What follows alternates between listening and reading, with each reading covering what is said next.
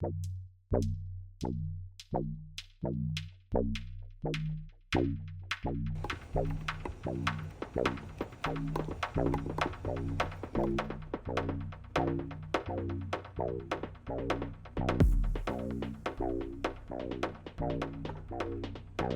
back to Toyota Time with Timmy the Toolman.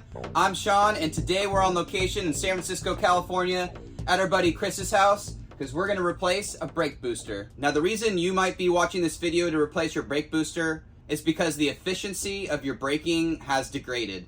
Essentially, it takes longer to brake, and your brake booster is not keeping pressure like it used to.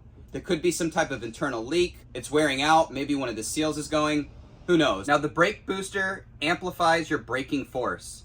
So essentially, without having to press harder on the brake pedal to stop your vehicle, the brake booster is assisting in amplifying your braking power. The vehicle we're working on today is a third generation Toyota 4Runner. It's a 2000, but this procedure will work for a lot of makes and models. Hopefully you're working on a Toyota, not some other vehicle. But with all that said, we're gonna jump into the engine bay, start to remove the old brake booster, and slap this one in and see how it performs.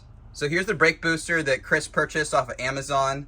The OEM replacements are quite pricey. For the most part, people have gotten away with these aftermarket replacements, and we're gonna put it to the test. So if you're watching this video and some time has elapsed since it's published, you'll be able to comment and understand if this is still working for Chris or if and when it failed. So here's where the brake booster lives in the engine bay.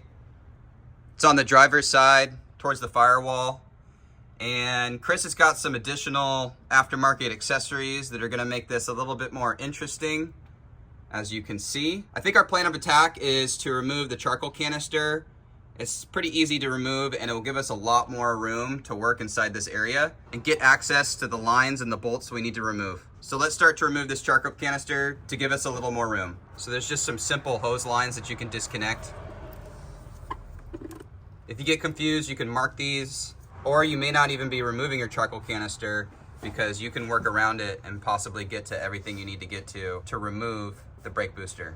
Some hoses require a little pick tool to break them free off the fitting. A little specialty tool. These things are pretty nice. Next, we're going to remove some electrical clips. Just push the little tab and pull out. Get one on the master cylinder while we're in this area.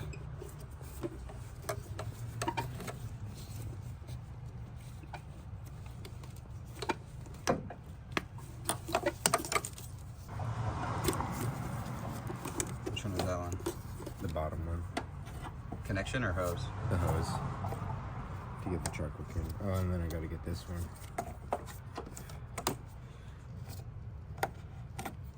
For this hose, it's needing some additional persuasion. We've got that pick tool in there to try to break it free. That was the ticket. Now that we got some vacuum lines and electrical connectors disconnected, we're gonna work on the 10mm bolts that secure this charcoal canister to the fender.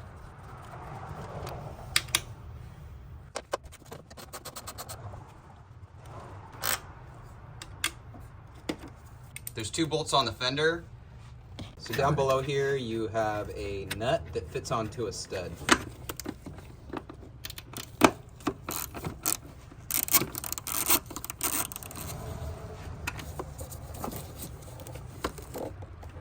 Chris has got some stuff in the way. Might be a little bit easier for you if you don't have these additional electrical wires. Now, as you can see, with the charcoal canister removed, we're gonna have a lot more room for activities. There's this other bracket that's fastened to the firewall here, and we're gonna loosen up that 10mm bolt as well, just to get some more freedom. As you can see, Chris has a lot of additional accessories, and they're zip tied to this thing. And we just wanna make it easier for us to manipulate stuff and sneak it by all these connections without disconnecting them. So now we can see that gives us a little bit of room. Again, we're just trying to give ourselves a little bit more room to work when we gain access to the brake booster and start to pull it out. We got another bracket that's attached to the diaphragm of the brake booster. It's holding on this electrical connector right here, and we're gonna disconnect this 12mm. Chris has a ratcheting flex head box end wrench to make it easier to get to the head of the nut since there's kind of limited room inside this space. So to get to the nut on this side, we're gonna remove this vacuum line first. We have a constant tension clamp on the top, and we'll just pull that off the nipple. Now we have easier access to this nut down here. We're gonna remove that next. So Chris has a 1/4 inch with some extensions, making it a little bit easier to get to that nut on this left side of the brake booster. Don't drop this bracket. Don't want to lose that. So we have most of everything disconnected to free this master cylinder from the brake booster. So let's wiggle it and see what kind of room we get. And the hard lines are still attached, so you're gonna have a little bit of freedom, not a whole bunch. You can manipulate it a little bit and move it around. How's your gasket look, bro? I think we can reuse that one. Looks cherry. So taking a look on the driver's side where your brake pedal is, you'll see your steering shaft, and you'll also see the shaft poke out from the back of the brake booster here. What we got to do is remove this pin. So it looks like there's some type of spring that will unhook, and then we'll be able to push that pin through.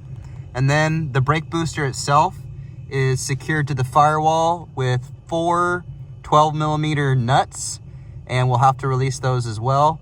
And it's going to be hard to film in here, so we just wanted to give you a quick look before we got started. Okay, got the spring. And here's the pin and the clip that we removed.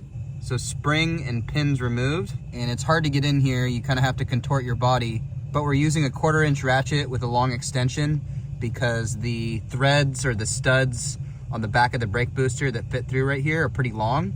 So you got to get a long socket on those 12mm nuts. Okay, got them all loose. All right, so we have the 4 nuts removed from the studs on the inside of the cabin. And now it's time to wiggle this thing out.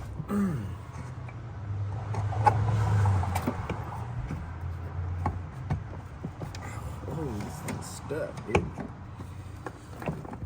There we go. I think it's just getting hung up on the threads, you know? Yep.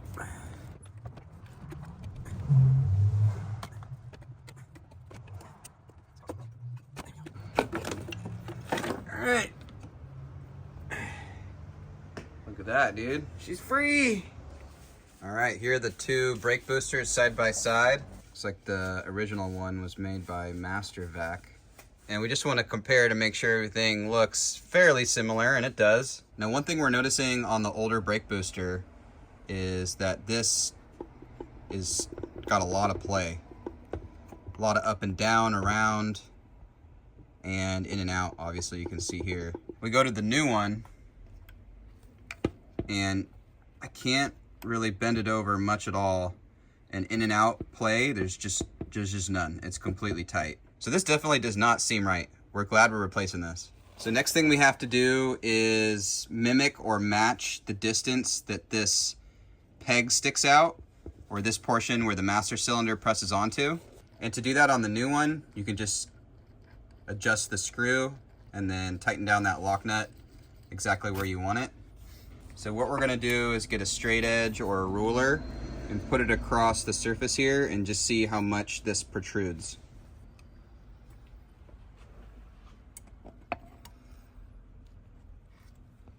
So looks like we gotta adjust it out a little bit. So we'll twist that screw. That looks pretty good. Let's tighten it down. So there's a couple things we need to remove off the OEM brake booster and transfer over to the new one. You have this gasket at the bottom, this rubber piece, and then we're also going to swap over this bracket on the end that the pin slips into and the spring attaches to.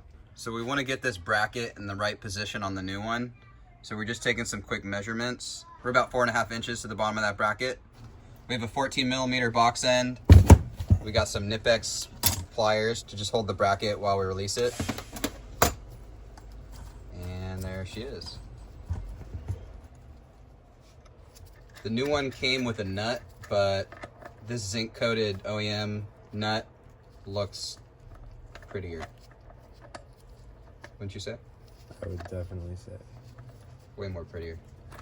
So we're at about our 4.5 inches from the back of the brake booster. And it looks like it has a similar amount of thread sticking out the top there too. So we're gonna get this adjusted to our liking, and then we'll tighten down the lock nut here. So we got all 3 of these components swapped over onto the new one. This gasket, this rubber O-ring, and then of course our brake bracket that attaches the spring and the pin in here. So now we're ready to put it back in the truck.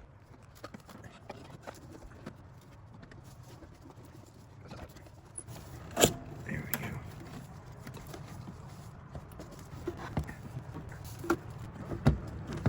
Got one bolt lined up.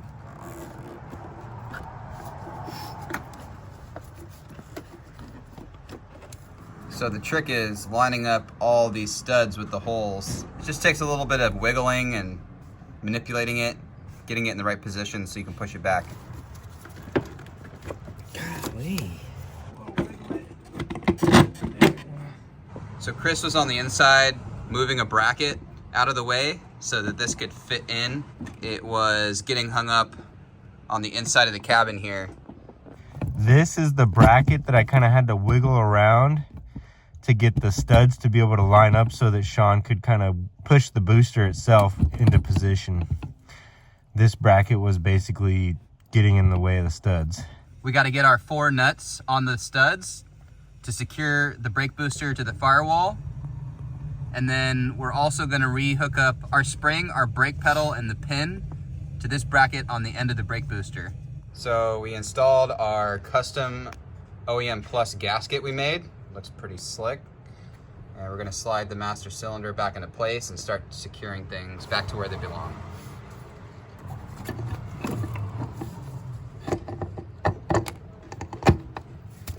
Okay, that goes on somehow like that.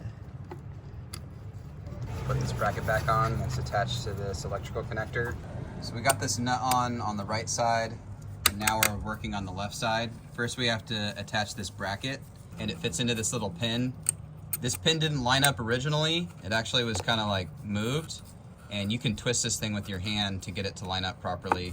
So Chris just got the second nut attached there, and now you can see it's kind of holding everything in place. This bracket is pretty flimsy, so it got bent out of shape. We tried to bend it back. We're gonna tighten things down and see what happens to where it's fitting in on this little pin. We got a flex head ratcheting box end wrench just to get this nut secured since it's pretty tight in this area.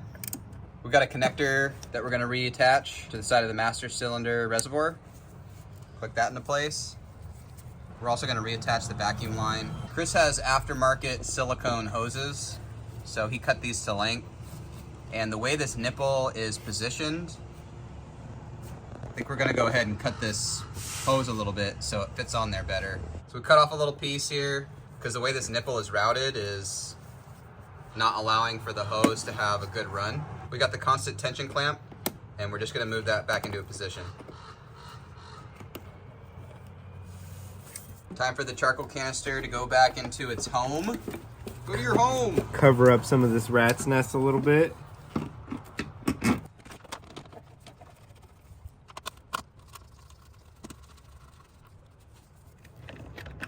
Just don't want to drop the nut. Well, it's a bolt, right? No, it's a nut. Oh, it's not a stud? Yeah. So down below here, you have a nut that fits onto a stud. On the fender, you have 2 10mm bolts. We're gonna attach this bracket back to the fender. It's just a 10mm bolt. Get that snug. We got some electrical connectors we're gonna hook back up to the charcoal canister. We're getting some hose connections back connected. Some of these connections don't have constant tension clamps by default. These are just added after the fact because Chris has some aftermarket silicone hoses and they're just a little bit different inner diameter, so this just helps them stay secured and in place and not pop off.